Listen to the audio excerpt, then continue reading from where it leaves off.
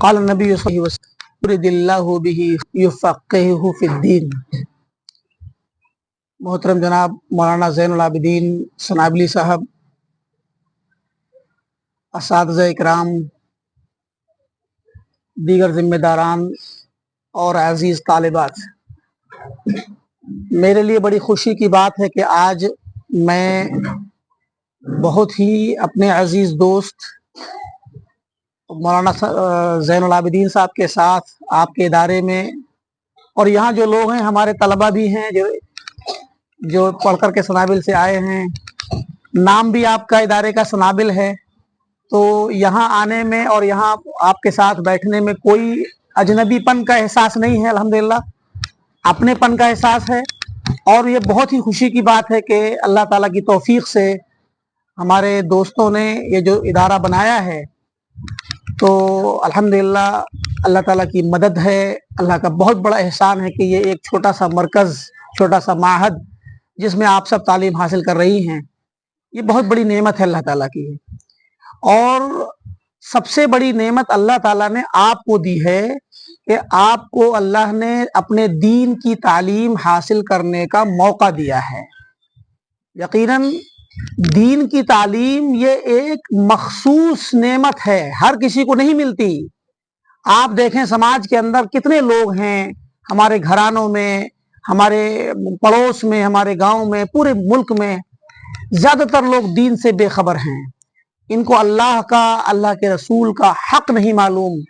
اللہ کا حق کیا ہے، اللہ نے ہمیں کیوں پیدا کیا ہے، ہم اس دنیا میں کیوں آئے ہیں، اور ہمارا حق اللہ پہ کیا ہے، یہ بہت بنیادی چیزیں ہیں جو آپ نے سیکھ لی ہیں، کتاب التوحید پڑھی ہے، اس کے ذریعے سیکھ لی، اور بظاہر آپ کو بہت چھوٹی سی لگ رہی ہیں، لیکن حقیقت میں اسی چیز کو دنیا میں زیادہ تر لوگ نہیں جانتے کہ ہم کیوں پیدا ہوئے ہیں۔ کتاب التوحید کی پہلی عبارت آتی ہے کہ وما خلقت الجن والانس الا لیعبدون، کہ اللہ تعالیٰ فرماتا ہے میں نے انسانوں کو اور جنوں کو تنہا اپنی عبادت کے لیے پیدا کیا، اس کے علاوہ کوئی مقصد ہی نہیں ہے پیدا کرنے کا، صرف عبادت کے لیے پیدا کیا ہے۔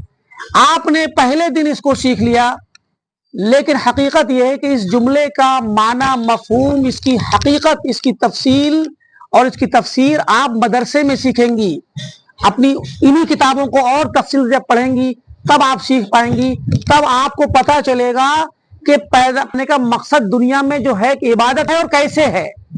ایک انسان دنیا میں آتا ہے، چھوٹا ہوتا ہے، بڑا ہو جاتا ہے، چلا جاتا ہے، اس کو نہیں پتا ہوتا کہ دنیا میں ہمیں کیا کرنا تھا، وہ اپنی روزی روٹی کے ہی معاملات میں پوری زندگی گزار دیتا ہے، اور آخرت میں اللہ تعالیٰ کے ہاں پہنچتا ہے خالی ہاتھ۔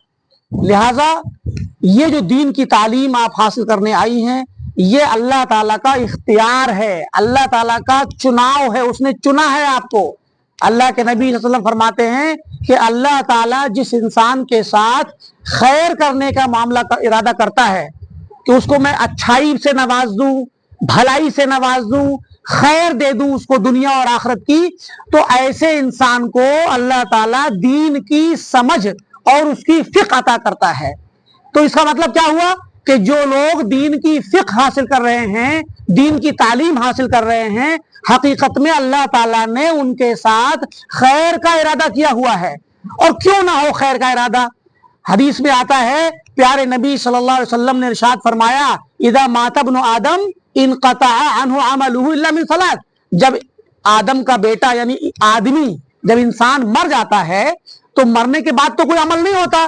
ابھی جب تک زندہ ہے تب تک ہم نماز پڑھیں گے، روزہ رکھیں گے، دیگر نیک کام کریں گے تو ان کا ثواب ہمیں ملے گا، لیکن مرنے کے بعد تو کوئی کام نہیں، ہمارا کوئی عمل نہیں ہے، جتنے عمل دنیا میں کر لیے اتنے ہی لے کے چلے جائیں گے۔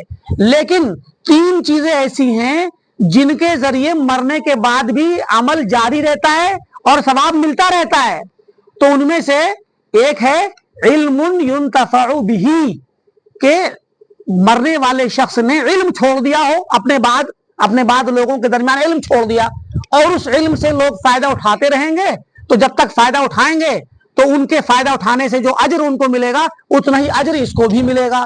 اب علم چھوڑنے کی دو شکلیں ہیں، ایک شکل ہے کہ آپ کسی کو تعلیم دے دیں، زبانی طور پہ سکھلا دیں، تربیت کر دیں اس کی، اور آپ کے بعد وہ انسان उसको सीख करके आप हम दुनिया में ना भी रहें तो वो इंसान उस पर अमल करता रहे और दूसरों को बताता रहे। एक शक्ल तो जबानी तौर पे मुंतकिल करने की है, और दूसरी शक्ल है कोई इंसान किताब लिख दे या किताब खरीद कर किसी को दे दे। ये शक्लें हैं इल्म को फैलाने की, जिसका मरने के बाद भी अजर मिलता है। अब एक बात बताइए, एक आदमी दुनिया से चला जाए और उसके पास नेकियां कम हो, लेकिन वो ये वाले काम कर गया है, इल्म फैला गया है, या सदका जारिया कर गया है, या उसकी नेक औलाद है जो उसके लिए दुआ करती है। ये तीनों चीजें हैं जिन तीन चीजों से मरने के बाद भी सवाब मिलता रहता है। एक तो इल्म है, दूसरा है सदका जारिया। सदका जारिया जैसे ये बिल्डिंग बन गई, इदारा बन गया, मस्जिद बन गई, कोई दरख्त लगा दिया, उसका साया, उसका फल लोग हासिल करते हैं, कुआं खुदवा दिया, नल लगवा दिया, बहुत से ऐसे काम जो मुस्तकिल चलते रहते हैं जिनसे लोग फायदा उठाते रहते हैं। तो वो जब तक बरकरार रहेंगे तब तक उनके फायदे का अजर मरने वाले को जिसने बनाया था मिलता रहेगा। और एक है नेक औलाद, किसी की औलाद, माँ बाप अपने बच्चों को नेक औलाद नेक बनाएं, उनको नेकी की दीन की तालीम दें, तो वो नेक औलाद जब नमाज पढ़ेगी, रोजा रखेगी, अच्छे काम करेगी, तो वो औलाद भी अपने माँ और अपने बाप के लिए दुआ करेगी, तो फिर उन माँ बाप को इसकी दुआ से अजर मिलता रहेगा, चाहे वो दुनिया में ना रहे, मर जाएं, मरने के बाद भी उनको अजर मिलता रहेगा। तो अब बताइए, आप जब तालीम हासिल करेंगी, जब दीन का इल्म हासिल करेंगी और अपने घर जाकर के अपने माँ को, अपनी बहनों को, अपने भाइयों को, अपने अजीजों को, अपने अकरबा को, खानदान में जो वहां की औरतें होती हैं, हमारे इलाकों में आप देखती हैं कि लोग नहीं जानते बेचारे दीन को, औरतें खवातीन खासकर नहीं जानती हैं दीन को, क्योंकि उन्हें बताने वाला कोई नहीं है। मर्दों को तो फिर भी मस्जिदों में जाते हैं, खुतबा सुन लेते हैं। हमारे यहाँ मस्जिदों में औरतों का इंतजाम नहीं होता है। आमतौर पे किसी किसी जगह पे इंतजाम लोग कर देते हैं कि खवातीन भी मस्जिद में खुतबा सुने, जुमा के दिन आए, लेकिन आमतौर पे खवातीन को सुनने का कोई मौका नहीं है, पढ़ने का कोई मौका नहीं है, उन बेचारियों को कोई सिखाने वाला नहीं है। तो आप तमाम अजीज तालिबात यहाँ से इल्म सीखें, मेहनत के साथ, लगन के साथ, शौक के साथ, और सीखने के बाद जब जाएं अपने घराने में अपने खानदान की औरतों को इकट्ठा करें, उनके दरमियान दर्स दें, उनको थोड़ा सा तौहीद का दर्स दे दें, उनको कुरान की चंद आयात का तर्जुमा सिखा दें, इस तरीके से दीन की बातें, नमाज के हकाम बता दें, रोजे के, ये जो आप बता देंगी, ये अजर आपके लिए जिंदगी भर और मरने के बाद भी आपके साथ जाएगा और आपका ज़ख़ीरे आखिरत बनेगा। ये बहुत बड़ी खैर है। क़यामत के दिन आपने सुना होगा, हदीसों में आपने उलमा के जरिए सुना होगा कि क़यामत के दिन जब लोग खड़े होकर के मैदान महशर में भागे भागे फिरेंगे, वहां पर आदमी देखेगा उसको, उसके बाप को देखेगा तो बाप अपने बेटे को देख के भाग लेगा, और बेटा अपने बाप को देख के भागेगा। औरत, एक लड़की अपनी माँ को देख के नजर छुपा करके भाग लेगी। क्यों? कहीं ऐसा ना हो कि मेरी माँ मुझसे नेकी मांग ले, वो सोचेगा मेरा बाप मुझसे नेकी मांग ले। हर इंसान को नेकी की जरूरत होगी उस दिन।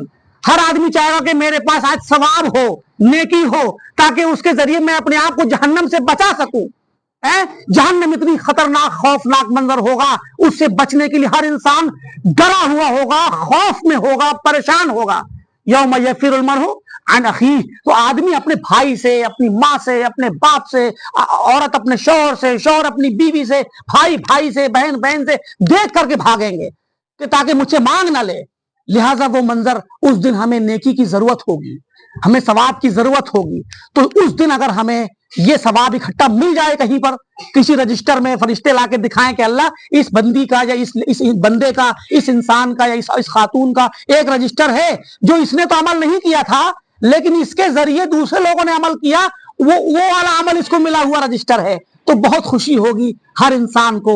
उस दिन लगेगा कि मुझे अलग से मिल गया जो मेरी नजात के लिए काफी है। लिहाजा आप इन मानी को जहन में रखें। ये जो दीन हम सीखने आए हैं, आप जो सीख रही हैं या आपके असातिज़ा जो यहाँ सिखला रहे हैं, यकीनन इस दीन के सिखाने का मकसद हमारा और आपका सिर्फ एक है, वो है दुनिया में हम अल्लाह को राजी कर लें और आखिरत में हमारी नजात हो जाए। लिहाजा इस इल्म की बहुत अहमियत है, इसको बड़े ही शौक से, बहुत लगन से, मेहनत से सीखें। और सबसे पहले आपका मकसद इस इल्म को सीखने में यह होना चाहिए कि हम सबसे पहले अपने आप को सिखाएं, अपने आप को हम दीन को अपने आप को सिखा करके अपनी जिहालत को दूर कर दें, अपनी नादानी को खत्म करें, हम दीन को सीख करके उस पर अमल करें। और दूसरा मकसद हो कि हम इसको सीखने के बाद दूसरों को सिखलाएं, अपने घर वालों को, अपने बहन भाइयों को, अपनी माँ को, अपने भाइयों वालिदैन को, सबको सिखलाएं और मोहल्ले की खवातीन को सिखलाएं, ताकि हमारा ये अजर, इसका अजर हमें मिलता रहे। तो दीन को सीखने का यही मकसद है। और एक औरत, एक खातून, एक लड़की दीन के मामले में क्या, दुनिया के मामले में पूरी कौम को बदल सकती है।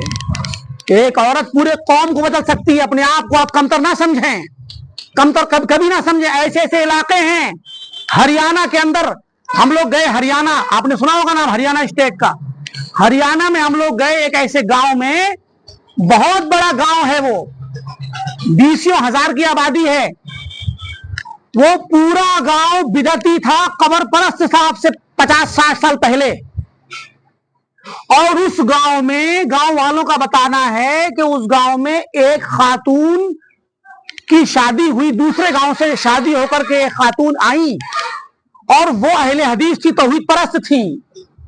वो सुन्नत पर चलने वाली, बिदअत से बचने वाली और शिर्क से बचने वाली थी। उस एक खातून ने पूरे गांव को तब्दील कर दिया।